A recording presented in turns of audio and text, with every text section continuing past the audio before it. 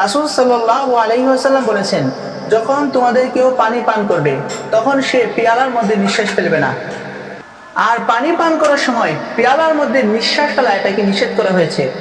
যখন কোনো ব্যক্তি পানি পান করে পেয়ালার মধ্যে নিঃশ্বাস ফেলে তখন তার নিঃশ্বাসের সাথে বিভিন্ন ধরনের জীবাণু এবং তার মুখের গন্ধ ওই পানিতে মিশে যেতে পারে, যার ফলে ওই পানি অন্য একজন ব্যক্তি পান করতে অসুবিধা বোধ করতে পারে বা তার সমস্যা হতে পারে।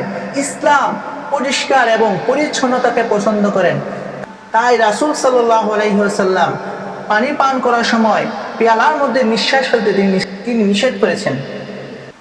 পানি পান করার সঠিক নিয়ম হলো চারটি। এক নাম্বার হচ্ছে, পানি পান করার সময় কখনো এক নিঃশ্বাসে পানি পান করবেন না। দুই নাম্বার, যখন আপনার পানি পান করা শেষ হয়ে যাবে তখন আপনি গ্লাস থেকে মুখ ফিরিয়ে এনে বাহিরে নিঃশ্বাস ফেলবেন।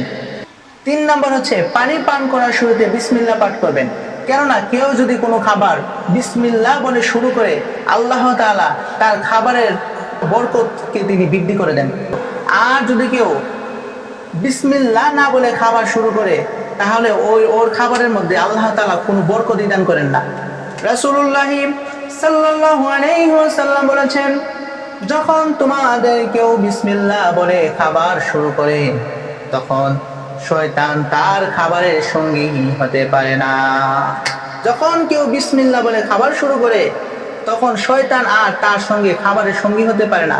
আর কেউ যদি বিসমিল্লাহ না বলে খাবার শুরু করে দেয় তাহলে শয়তান তার সঙ্গে সঙ্গী হয়ে তার সঙ্গে খাবার খায়, যার ফলে আল্লাহ তাআলা ওই খাবারের মধ্যে কোনো বরকত দান করেন না।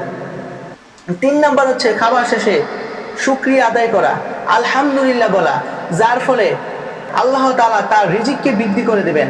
আল্লাহ তাআলা এমন স্থান হতে রিজিক দান করবে যা সে কখনো কল্পনাই করতে পারে নাই। তার কল্পনার বাহিরে আল্লাহ তাআলা তাকে রিজিক দান করবেন।